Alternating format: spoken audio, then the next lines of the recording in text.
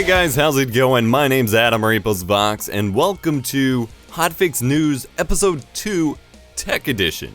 I'm experimenting a lot with this format, in case you can't tell.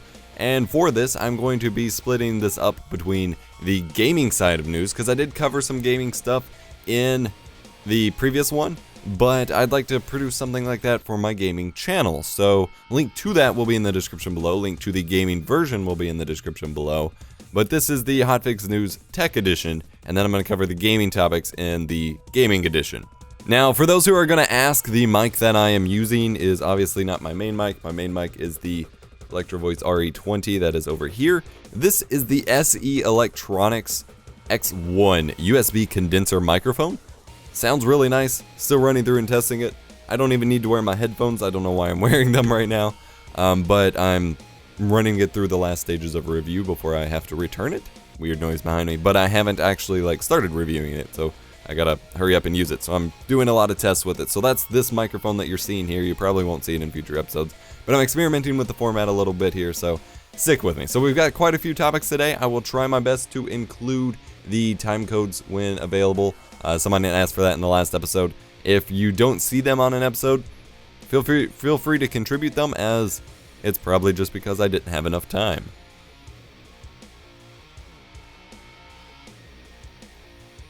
Now this is, again, still just going to be a sit-down, let's look over the news kind of format. So I do have the webcam going, but I will also be including at least screenshots of the website or whatever. So first and foremost, I wanted to go ahead and jump on a couple really popular topics that only got last minute added to my list here, in that a lot of smartphones were announced. We have the LG G5, which is the successor to the LG G4, which I actually reviewed last year. The Galaxy S7 and S7 Edge, of course, the sequels to the Galaxy phones, and that's funny since I still never reviewed my Note 5, so that sucks, but I sent a review request out to a lot of these phones. The HTC Desire got announced, and then the HP Elite X3, which is actually a Windows phone. Microsoft was saying that they needed to really kick ass with the next Windows phone, or Windows Phone would be dead. And then everyone else just started declaring the Windows Phone dead, as if they just had no faith that Microsoft would do so. But apparently nobody told HP that, and they developed the HP Elite X3, which according to the articles is aiming to replace both phones and tablets and laptops with some weird superpower capability due to the Windows interface. So we'll see how that goes. The LG G5 seems to have this weird little modular system they can do, so that's kind of cool. And of course it's a powerful follow-up to the LG G4. And then the S7 and S7 Edge decided to actually increase their battery life, which is something that we desperately needed. So I sent review requests out to everything possible. Super stoked. I've sort of heard back, just been told that I'll be let know when review units are available. That doesn't necessarily mean I'll get anything. I probably won't, but it was worth a shot. I also sent a review request out for, there was a Caterpillar smartphone from Caterpillar, or Cat, which is the what do you describe it? Manual labor work company. They do boots or the construction equipment. Well, they put out a smartphone with FLIR thermal imaging built right into the smartphone. So it has two cameras, and you can do thermal imaging photos with the smartphone. And so that's really cool. And I've always actually wanted a thermal camera for some of my tech videos to show the thermal centers on laptops and devices and stuff, just to show where the main heat spots are. So if I got that, that would be really useful for the channel. Again, probably won't hear back, but just useful. And then Huawei, that's Huawei, Huawei, actually put out a MateBook, which is a Microsoft Surface-like tablet laptop kind of thing. So that's pretty cool. And then we have a few more products here. I guess I'll just continue with the product announcements. There is an Ubuntu tablet. We finally have a full-fledged Ubuntu tablet for the first time. It's from a Spanish company who isn't actually here in the States yet, but they said they are working on it, called BQ. It's a 10.1 touchscreen tablet with 1080p video capabilities. It's got a MediaTek quad-core 1.5 GHz processor, 2 gigs of RAM, 16 gigs of storage, and a micro SD card slot, which is good. 802.11n Wi-Fi, 8 megapixel camera, dual mount or front mounted speakers, which is always good. Micro HDMI, and a 7.28 milliamp hour battery. So, not the fastest tablet in the world, but it's running Ubuntu. It doesn't need to be, which is really cool. Now, they're expecting it to cost about $260, which is a little pricey, but for what it is, it's good, and the price may go down as they actually like sell more, assuming they sell more. But the main selling point for me in terms of making this tablet like super unique, I mean, technically most Android tablets are running Linux because they're running Android, but we've never had like a desktop equivalent Linux before.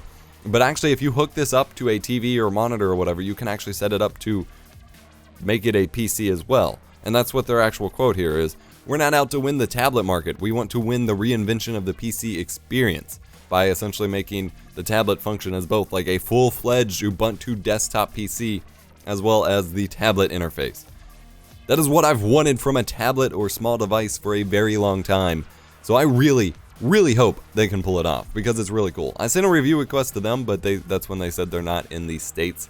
And so they can't actually send me one right now, but hey, that is alright. And then we also have a new 4K G-Sync monitor from ASUS. Something else I'll never afford, but I so desperately want.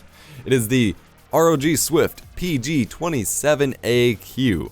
It is a 4K G-Sync monitor, 8.3 megapixels, 4 1080p monitors. It is of course a 27-inch, that is the 27 in the PGAQ sandwich there. That is of course 163 pixels per inch.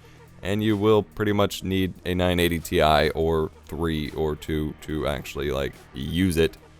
But one freaking boss of a monitor. Alright, I'm reading the specs here. HDMI 1.4 and display 1.2 inputs are found along back with an integrated USB hub, audio jack, and 2-watt speakers. 4K tops out at 24 Hz over HDMI for bandwidth reasons. That's weird. 60 Hz over DisplayPort. The new 1.3 DisplayPort can do 120 Hz 4K, but we don't have any graphics cards for that, so you're limited to 60 Hz at 4K, but you're gonna struggle to push that in the first place. So really awesome monitor. And then we also had this whole fiasco with a $4 smartphone. I wouldn't call this a product release because I doubt the product actually releases, but it's the Freedom 251 smartphone, which was announced as a $4 smartphone that everyone was rushing out to buy. Rushing out to buy so much that they're calling it that it's breaking the internet because they got like over 600,000 pre-orders in like a short amount of time and their website crashed. So they're not even taking pre-orders, and apparently they only take India email or India home addresses anyway, so I don't know how anyone would actually get them. But literally $4.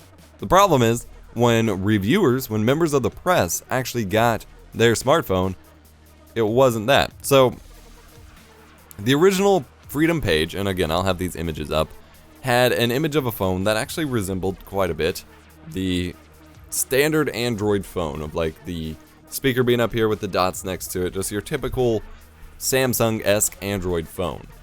Well, what they got actually looked more like an iPhone ripoff, and so they ended up changing the image on the website. Like, what the hell? Not only that though, the phone that they got has whiteout on it, a dab of whiteout over top of the manufacturer name, because they're not actually the manufacturer. They're essentially reselling Adcom phones. These are phones from the company Adcom. It's the Adcom Icon 4, which is an entry-level Chinese phone. So not only are they not making their own phone, they're reselling it and putting whiteout on it. And apparently they just reskinned Android to literally use all of the iOS icons to just totally rip it off.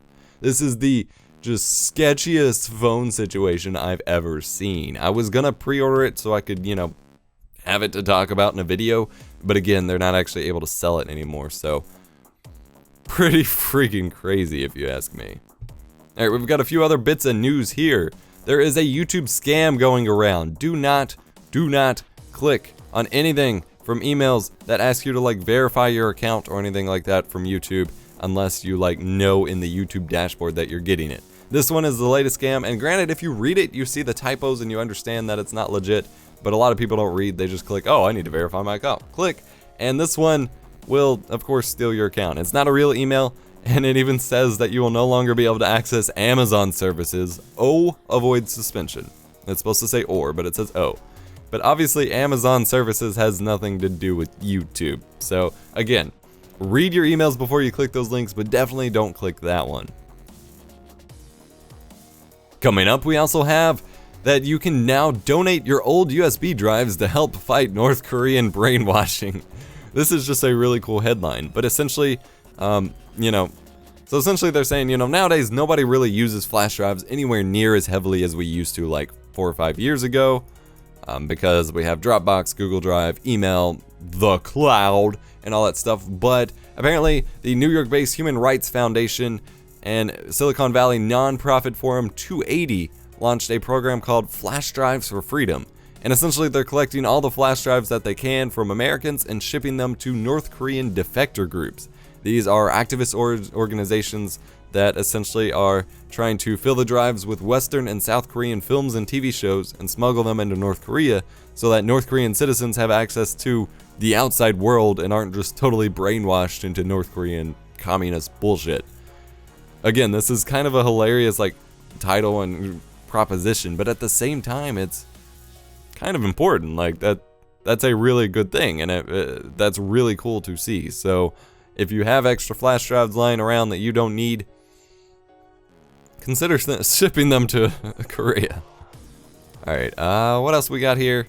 There is a new, I was just going to report on the previous one, and they put out a different one. There is a new Star Wars release actually put out by Team Negative. It is a Team Negative release. So previously, our most recent Star Wars remastered release was the Harmy's Despecialized version 2.1, which basically they take all of the source footage that they can in the highest possible resolution and quality that they can and put together what they consider to be their official version of the movie.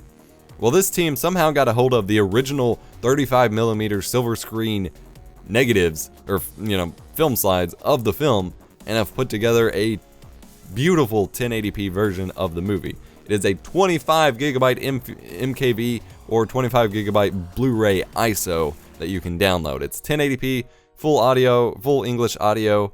I don't think it's probably stereo audio because of where it comes from. Yeah, it has right here. You've got 3 different audio tracks: the 35mm stereo, 16mm version mono, or 35mm mono Spanish.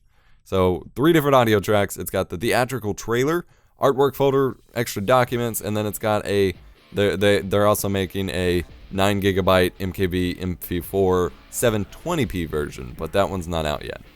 But essentially they scanned in all of the 35mm reels, there were 6 of them, and all of the Spanish audio and all that jazz, and put it together. They took the 2K footage, put it into a 4K or into a 1080p video. It's just, they took a lot of work to essentially just recreate the original movie, which George Lucas has all but abandoned. So you get to see the original awful looking Jabba the Hutt. You get to see Han shoot first, all this just crazy awesome stuff. So I will post a link to the NeoGAF forum listing describing it, as well as the ThePirateBay listing, because I don't consider this piracy. This is a restoration project, a fan-created project, if you will. It's nothing directly pirating, since George Lucas himself hasn't actually supported the original release in a very long time, so I feel comfortable sharing this. Next up, we have a crazy Apple versus privacy debate going on, where a court ordered Apple to unlock the iPhone used by one of the San Bernardino, California shooters, and unlock their phone so they could access presumably the apps and stuff. And Apple said no. Apple said, or Tim Cook himself actually wrote a big letter saying no and calling for public discussion of privacy rights, not copyright rights, privacy rights, and just saying no. And this has turned into a huge debate with people all out of the woodwork coming in to support one side or the other. We can assume that the FBI or the courts or whoever is looking for information that the shooter would have used in apps, because if it were just text messages or phone logs, the carrier would have been able to provide that a lot easier and would have. So we're assuming this is stuff that could only be obtained by actually being in the phone itself. But Apple has said no. Apple has said that they won't do it, that the public needs to discuss privacy rights, and the Justice Department is calling it a marketing strategy, which is what my initial reaction was. I was like, okay, they're not going to get away with that for too long, and that's clearly just like a publicity stunt to be like, we support your privacy, and then secretly just hand over the information. And that's really good for Apple.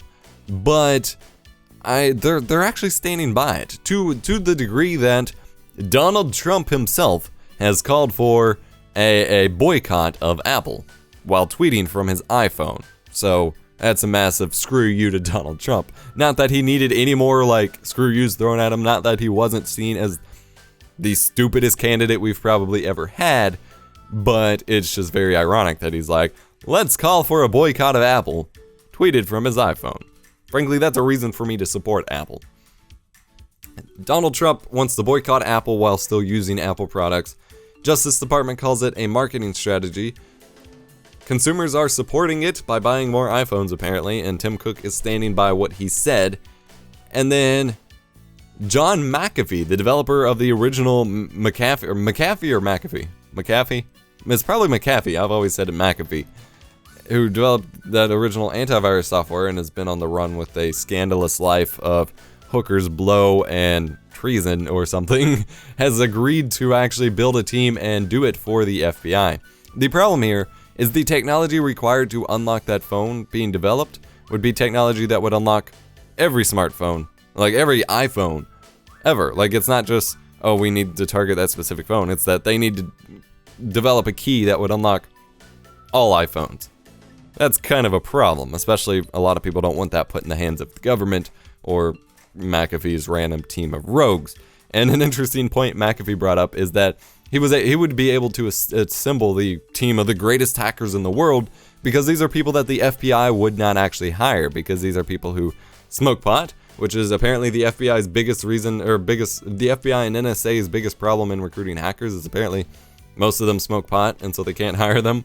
And then the crazy, people with crazy hair and crazy colored hair and all that jazz. Apparently, he says that's the reason the FBI doesn't get the best hackers, and that's why countries like China and Russia are getting them, because they'll just hire those people. But a huge debate going around. I'm not going to well, yeah, I am. I'm going to take a side. I think Apple's doing the right thing. While obviously this is a specific case in which violating the privacy of someone who committed a giant, horrific crime and who, should be taken, their privacy shouldn't be as useful. Again, the technology being developed would risk the privacy of everyone, and I'm not entirely sure what they would have to gain from this.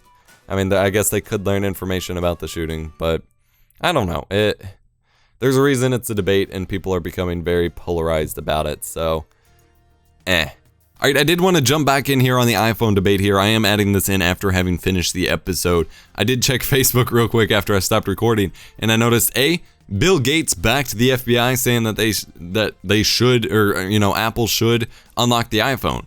But what's ironic here is he is saying this is a specific case where the government is asking for access to information, pointing out that this is just one case. Except another friend just shared a article with the line, pro tip, it's never just one special case, because there's now a Wall Street Journal headline saying the Justice Department is seeking to force Apple to extract data from 12 other phones, including phones that don't involve terrorist charges.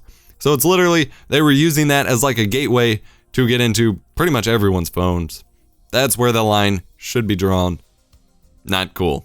Let me know your thoughts though. Alright, last up, we have one more news piece for this episode, and then I'm including a little bit of shopping stuff of just like one little thing that caught my eye that I thought would be cool to buy for each episode. Again, playing with the format as I move forward. Kanye West is suing ThePirateBay over the 500 million and still counting pirated downloads of his latest album, The Life of Pablo. La la la la la la la la. Like, what the fuck? Like, really? Okay, so, context. Kanye West released his new album, The Life of Pablo. Apparently, it's a pretty big hit. Everyone's still like, he's a musical genius. He's a gay fish, as the South Park reference goes.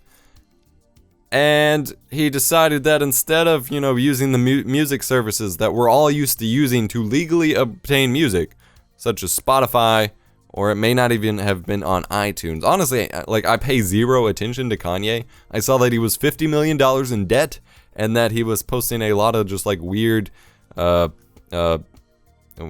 Smith posts to Twitter, and I was just like, okay, I want to avoid this. But apparently, he just decided that instead of going with normal music services, he would make his own, or route his music through his own website's paid monthly streaming service for his music.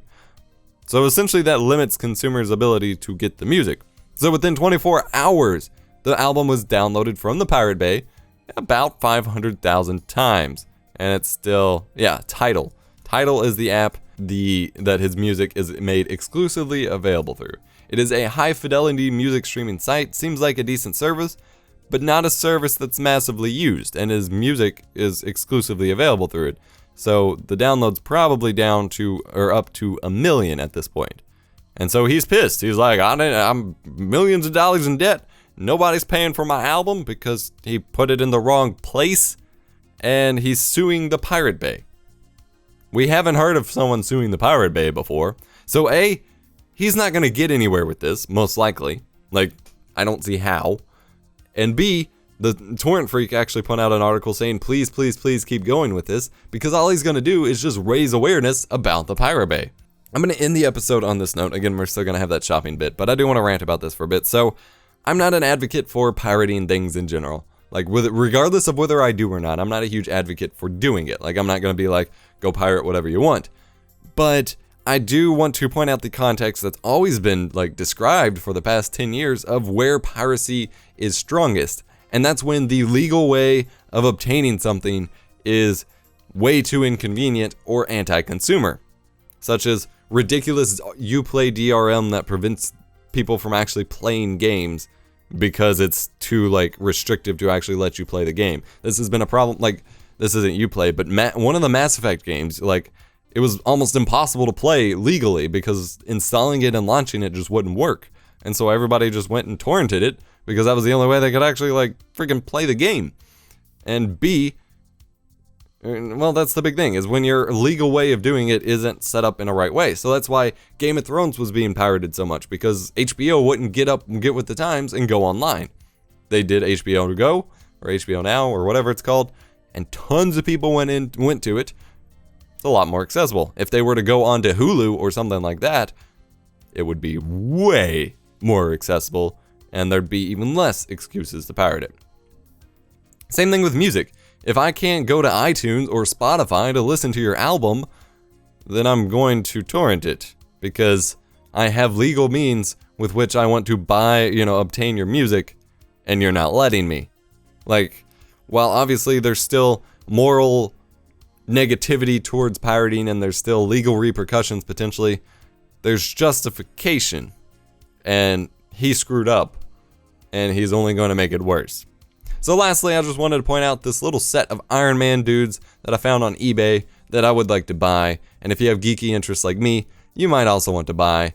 They're pretty cute. It's just a collection of the different little Iron Man suits all standing and stuff.